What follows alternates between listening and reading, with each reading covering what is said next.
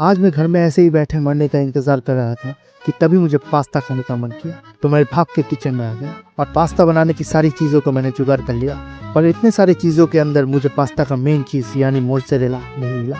इसीलिए मैंने मुकेश अंबानी को डायरेक्ट फ़ोन किया और उन्होंने डायरेक्ट जियो मार्ट से मुझे चीज़ भेज दिया। चीज़ लेके घर आते ही मैंने सारे सब्जी काटने का बंदोबस्त कर लिया।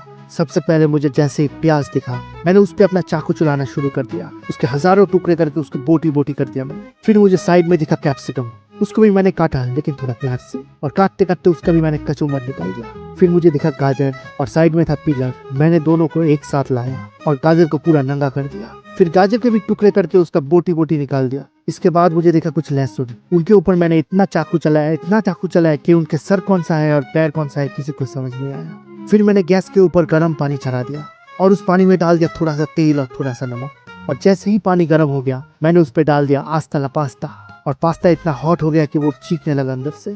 फिर मुझे भी थोड़ा दया आया तो मैंने उसको बाहर निकाल के उसका सारा पानी निकाल दिया। फिर वो शांति से एक कोने में बैठा था कि तभी मैंने फिर से आग जला दी और उसके अंदर पैन में थोड़ा सा तेल और थोड़ा सा बटर डाल दिया, और बटर को गलाने के लिए मैं पैन को हिलाने लगा। जैसे ही बटर गला उसके अंदर मैंने सारे वेजीज डाल दिए और उनके साथ डांडिया खेलने लग गया। कुछ देर डांडिया खेलने के बाद मैंने उसके अंदर लहसुन को भी डाल दिया और सबको एक साथ हिलाने डुलाने लग गया। फिर मैंने इसके अंदर ऑरिगेनो और ब्लैक पेपर डाल दिया, जिससे मेरा कलरफुल वेजीज काला भुना बन चुका था। फिर और कुछ देर इनके साथ मैं डांडिया खेल के इनको गैस से उतार दिया। इसके बाद उसी पैन में फिर से मैंने बहुत सारा बटर डाल दिया, और जैसे ही बटर गल गया मैंने उस पर डाल दिया मैदा, और मैदा बटर के साथ मिक्स होते ही उसको जोर से प्यास लगी और वो मुझसे दूध मांगने लगा। तो मैंने भी उसके अंदर दूध डालने लगा, पहले 1 चम्मच फिर 2 चम्मच, लेकिन फिर भी इसका प्यास नहीं बुझ रहा था तो मैंने आधा कटोरी दूध ही इसमें डाल दिया।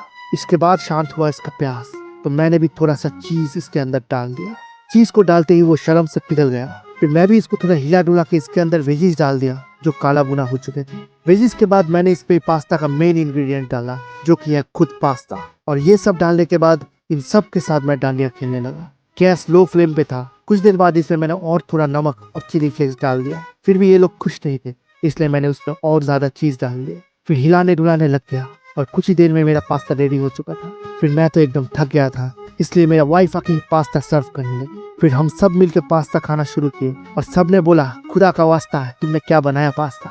और इसी कारण से मैं किसी को पास्ता नहीं खिलाता हूँ, क्योंकि जो भी मेरा पास्ता खाता है वो उंगलियां चूसते रह जाता है, खुद का भी और मेरा भी। सो आज के लिए ब्लॉग यहीं तक, मिलते हैं बाद में कभी। हasta la vista, I mean pasta.